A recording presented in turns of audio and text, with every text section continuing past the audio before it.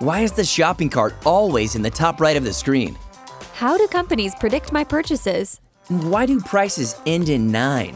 Why do fast food companies use red and yellow in their logos? Why do restaurants always have one expensive menu item? Researchers, marketers, and very curious people seek the answers for how we make decisions and how we choose products. Clicksuasion finds the secrets that companies use and shares them with you. Why do I feel better when I bought the last remaining airline ticket? How do I make choices based on colors and fonts? Welcome back to the Clicksuasion podcast for part 2 of the Behavioral Fundraising series. This is Crystal Suetterlin, Clicksuasion Labs, Pinehurst, North Carolina. During the Behavioral Fundraising series, we are sharing how behavioral science and neuromarketing is applied to fundraising. Behavioral science and neuromarketing could be applied to nonprofit fundraising, political donations, investor relations, and traditional sales-based transactions. During this episode, we will discuss 3 behavioral constructs: scarcity, time pressure, and bundling. Scarcity plays a significant role in persuasion. Scarcity suggests that things are more valuable when their availability, or their perceived availability, is limited. Scarcity can mean a limited set of choices, or it can mean a limited time. Nonprofits can use scarcity to increase the effectiveness of their fundraising appeals. A pet rescue organization in Texas hosted a small, intimate dinner each month, with a maximum of 15 guests. The invitations were printed on linen paper and personalized for each recipient. The invitation stated, "Space is extremely limited. We have fewer than 10 seats remaining." The limited availability of seating made the event more salient and desirable due to the fear of missing out, also known as FOMO. Prior to using the scarcity construct, the charity sold an average of 80% of the seating capacity. Following the implementation of the scarcity principle, the charity sold 100% of the seats and had an average waitlist of 6 seats per dinner. In order to increase awareness and gain support from their audience, a wildlife charity in Wyoming shared the number of wild bison remaining with their audience. The charity placed an emphasis on the dwindling numbers by displaying interactive charts that showed the number of living bison by state, county, date, and gender. The interactive charts were updated regularly to place saliency on the number of bison and their life expectancy. The visual representation created a sense of urgency for the charity's audience because of the small number of bison compared to the bison population in 1919. When a pet rescue advertised their animals for adoption, they included the average time an animal is housed at the shelter, from the first advertisement to the time the pet was adopted. This showed how quickly the animals were adopted and motivated those who wanted a furry companion to act fast. Next up, time pressure. Before we dive into time pressure, these 3 behavioral fundraising tactics, plus 43 others, can be accessed through the Actionology fundraising pack. 50 total cards that provide tactics for applying behavioral science to fundraising.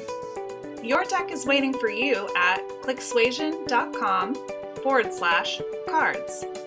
That's clicksuasion.com/CARDS. Time pressure. Deadlines and urgency can easily influence people to act.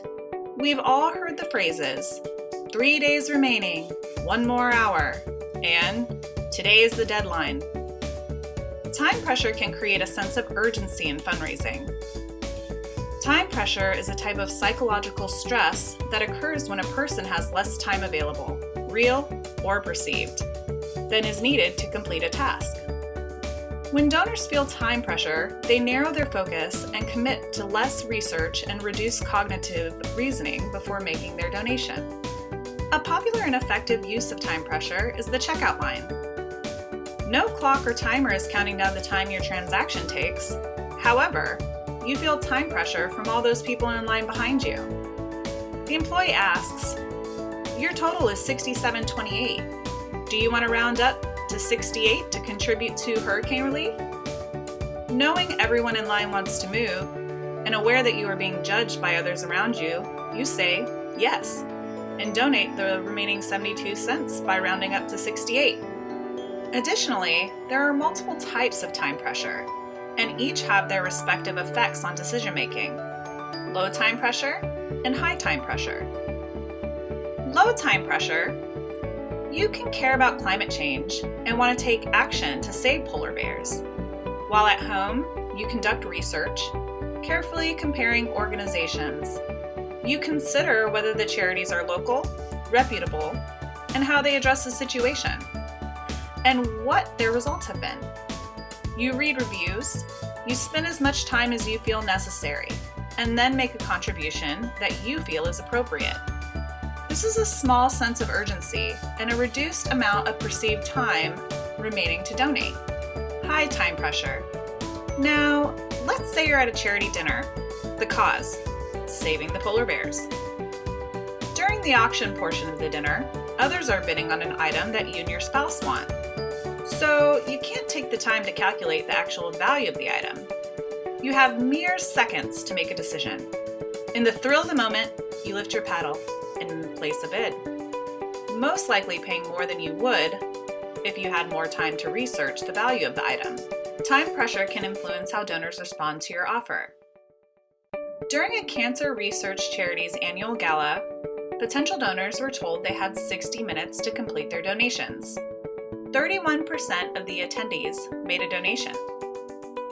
During the following year's annual gala, potential donors were told they had 10 minutes to complete their donations. 67% of attendees donated. The next behavioral construct is bundling. Nonprofits often offer products and services at a fee to the donor or consumer.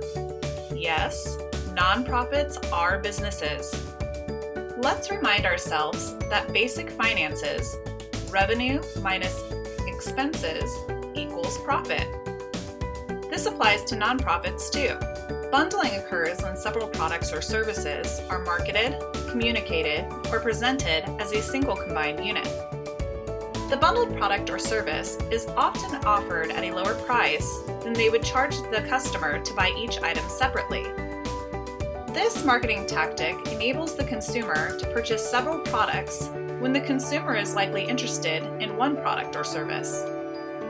The products and services are usually related, and they could consist of dissimilar items which appeal to a specific segment of customers.